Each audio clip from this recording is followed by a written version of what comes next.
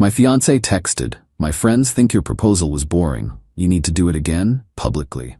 I texted back, "Good idea." What I did publicly was not what she expected.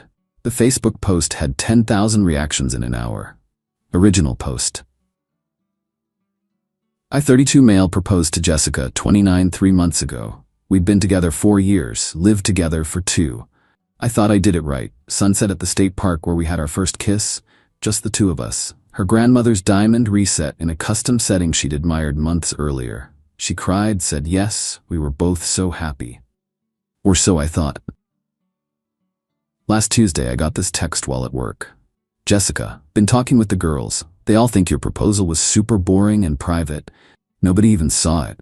You need to do it again, properly this time. Publicly. Make it special. Rachel's boyfriend did a flash mob. Megan got proposed to at a baseball game on the Jumbotron. I deserve that too."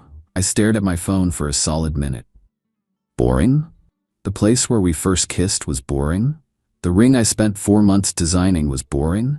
Me, you want me to propose again? In public? Yes, this weekend at the farmer's market would be perfect. All my friends will randomly be there. Make it memorable. Good idea. Really? OMG, yes. Saturday 11 a.m. Don't disappoint me. I put my phone down and made a decision. She wanted public, she wanted memorable, she'd get it. Spent Tuesday night going through 4 years of receipts, screenshots, and memories. Wednesday, I typed up something special. Thursday, I called off the engagement officially. Just hadn't told her yet. Friday, I prepared my public spectacular. Saturday morning, Jessica was practically vibrating with excitement. Full makeup, new dress, fresh manicure. Her whole squad was obviously in on it. I saw at least 6 of them, casually, shopping near the market's main plaza. At 11 a.m. sharp, I stood up on the fountain edge. Jessica's face lit up. Her friends started recording. "Excuse me, everyone," I called out. "I have something important to share." The crowd gathered. Jessica was beaming, hands over her mouth, in practice surprise. 3 months ago, I proposed to this woman in private, at the place where we first kissed. Apparently, that wasn't good enough because it wasn't public entertainment for her social media. Jessica's smile froze. She demanded I do it again. Publicly. So here we are. I pulled out my phone. I'd like to read something I posted on Facebook this morning. It already has 10,000 reactions. Her face went white. Title, "Why I'm Ending My Engagement, a Public Service Announcement." I read clearly, projecting my voice. 3 months ago, I proposed to Jessica privately.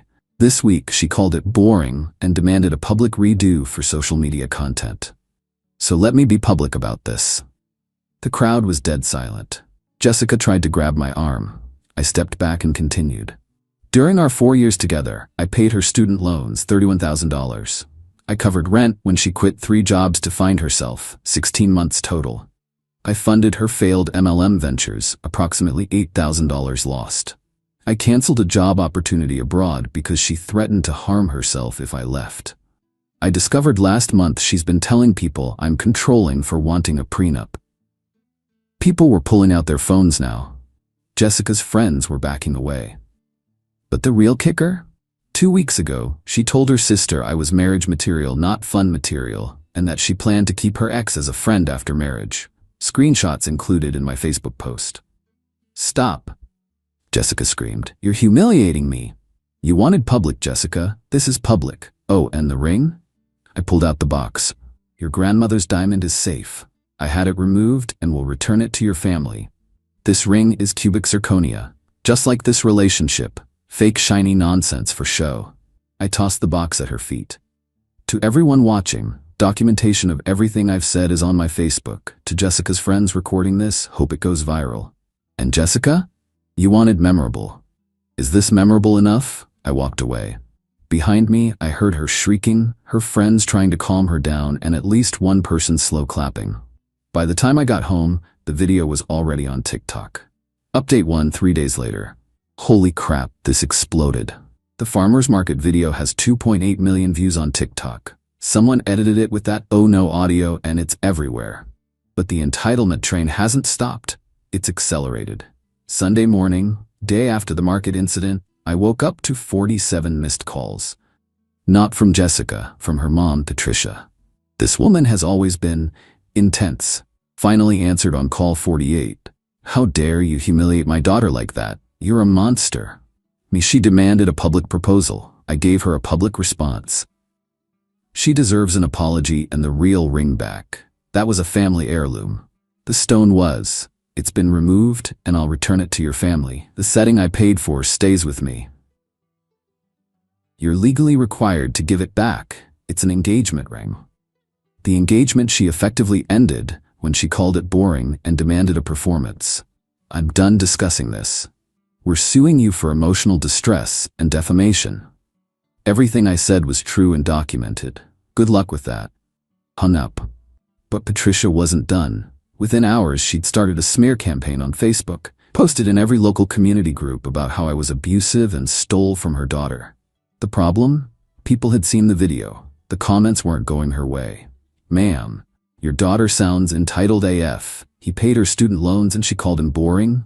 Team Fountain guy. Then came Monday. I get to work and HR wants to see me. My stomach dropped. Apparently, Jessica had called claiming I was creating a hostile work environment. Because we'd met at a company event 4 years ago, she demanded they fire me.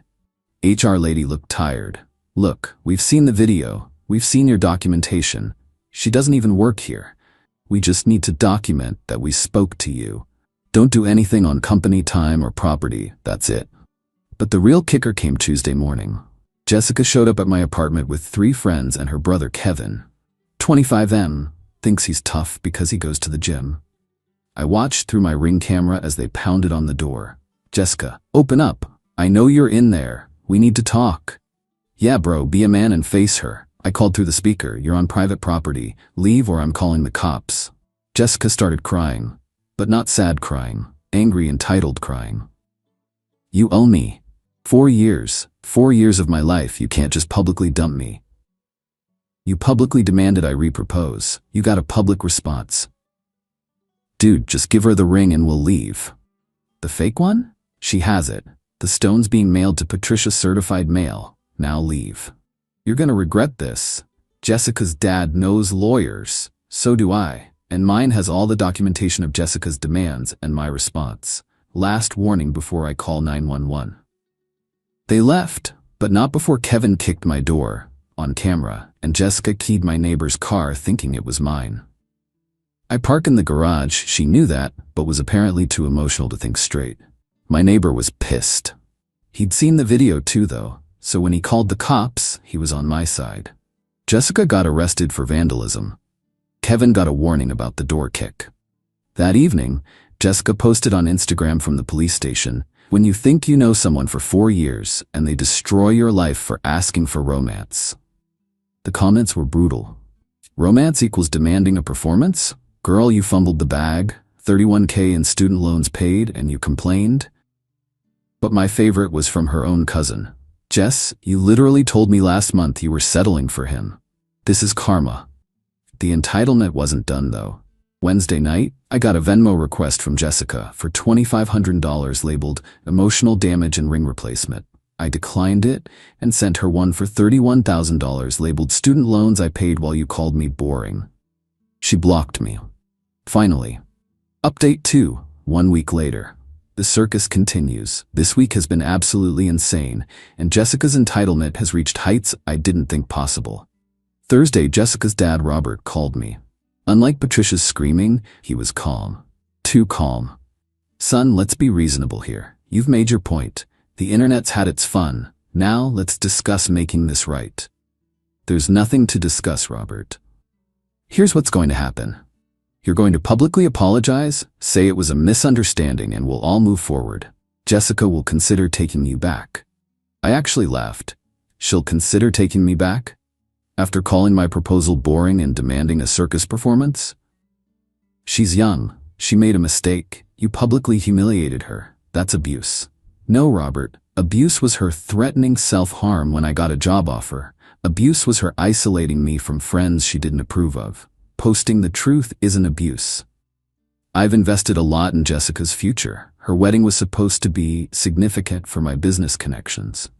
And there it was. The real issue. Jessica had apparently promised some big society wedding to boost Daddy's networking. Robert, I'm prepared to offer you $50,000 to take her back and do this properly.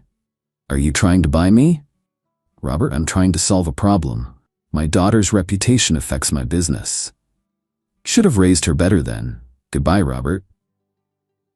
But Friday was when things went nuclear. I woke up to my LinkedIn flooded with connection requests and messages. Jessica had made a TikTok crying about how she was now unemployable because of the viral humiliation. She claimed I'd destroyed her career prospects and was financially abusing her by not continuing to support her. The problem? She'd never really had a career. In 4 years, she'd had 6 jobs, quitting each one for various reasons. Boss was mean, asked her to show up on time. Work was toxic. They expected her to actually work. Environment was hostile. They didn't appreciate her Instagram breaks. But her video went viral too, and not in the way she hoped. People found her other social media, her Instagram full of luxury goods that I'd paid for. Her tweets about manifest your dream life, queens, and never settle for less than you deserve. The TikTok from 2 months ago where she bragged about getting me to pay for her best friend's bachelorette party in Miami because he doesn't know how to say no to me lol. Someone made a compilation video. It got 5 million views. Saturday morning, plot twist. Kevin showed up alone. No pounding on the door this time, just knock normally. Dude, can we talk? Like actually talk? I opened the door but didn't let him in. What do you want, Kevin? He looked uncomfortable. Look, I'm sorry about the door and about everything. I didn't know the full story. And now you do? Jess has been living with our parents since you split. It's been educational. She demanded Mom make her breakfast this morning because she was too traumatized to cook, then threw a fit because the eggs were scrambled, not poached. I said nothing. Kevin continued. She's been saying you're abusive and controlling, but she also told Mom you were financially abusive for not paying her credit card this month. The one you never agreed to pay, that she maxed out after you split.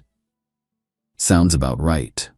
She's also been texting her ex, Brad, telling him you were psycho jealous of him and that's why you humiliated her. Brad screenshot them and posted them. He's married now and his wife wasn't happy about Jessica calling him at 2 a.m. crying about being available again. Why are you telling me this? Kevin sighed. Because my family's insane and you deserve to know you did the right thing.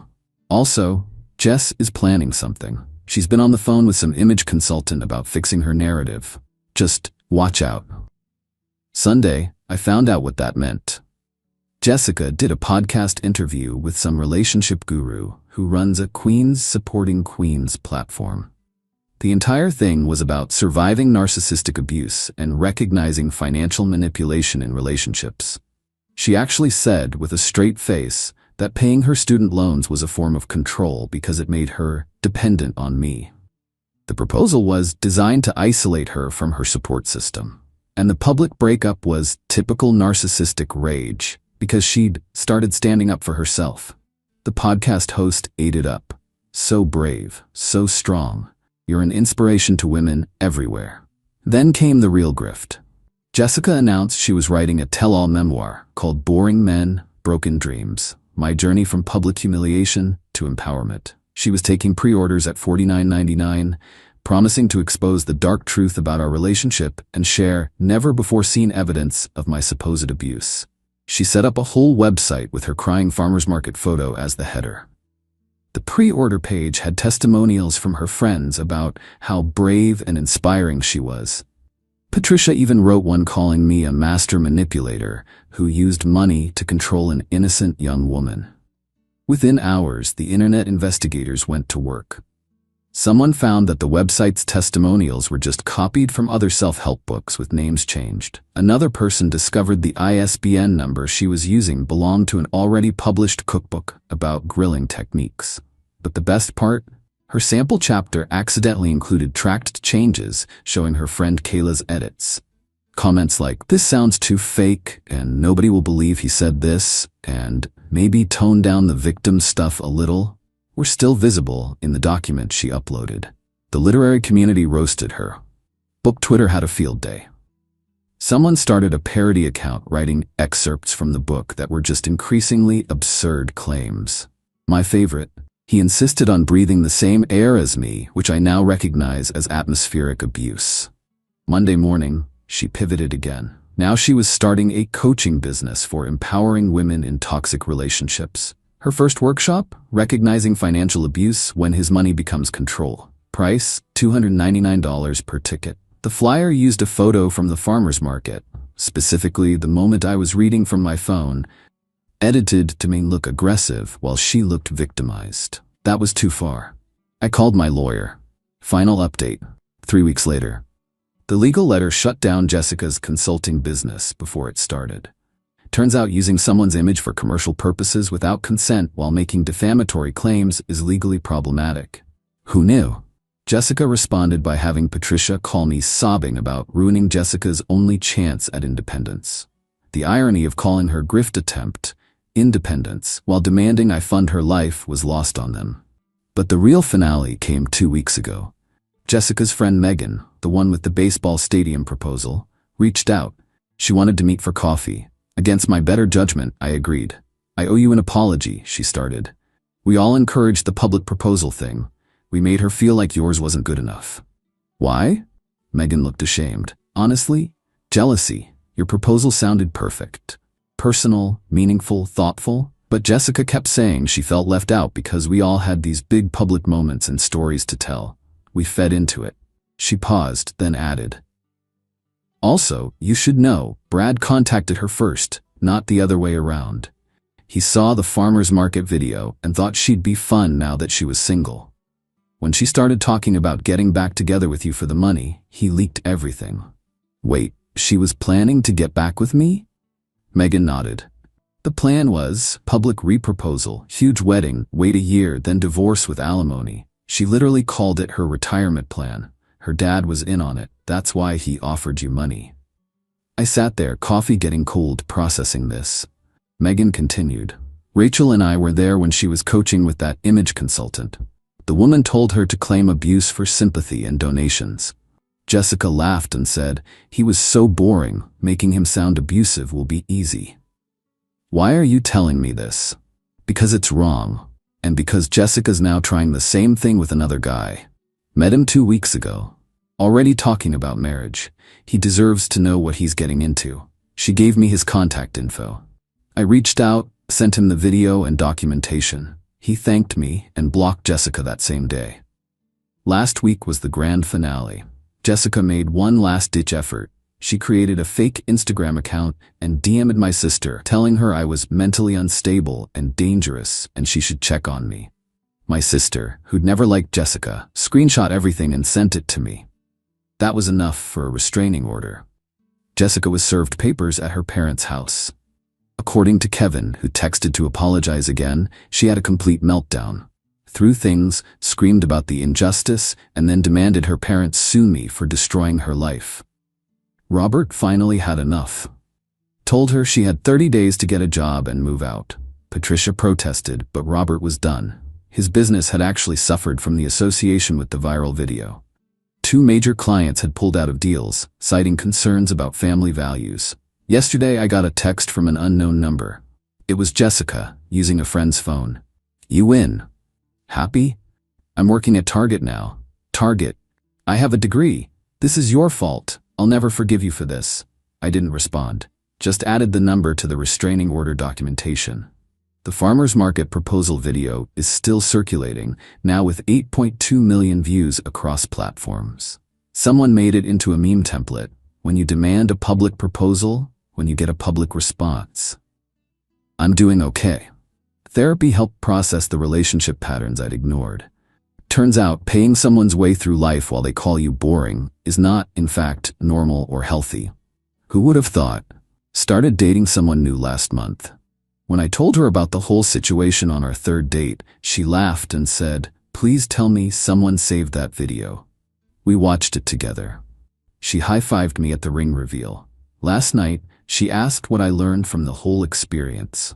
That when someone shows you who they are, believe them. And when someone demands a public spectacle, give them one they'll never forget. She laughed. Remind me never to demand a public proposal. Deal. But just so you know, I'm never proposing again. Next girlfriend gets a discussion about maybe going to City Hall. Sounds perfect. Boring, but perfect. We both laughed. Boring never sounded so good. Oh, and Robert's business?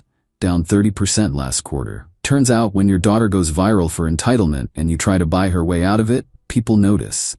Patricia started a blog about mothers suffering from cyberbullying. It has 4 subscribers, all family members.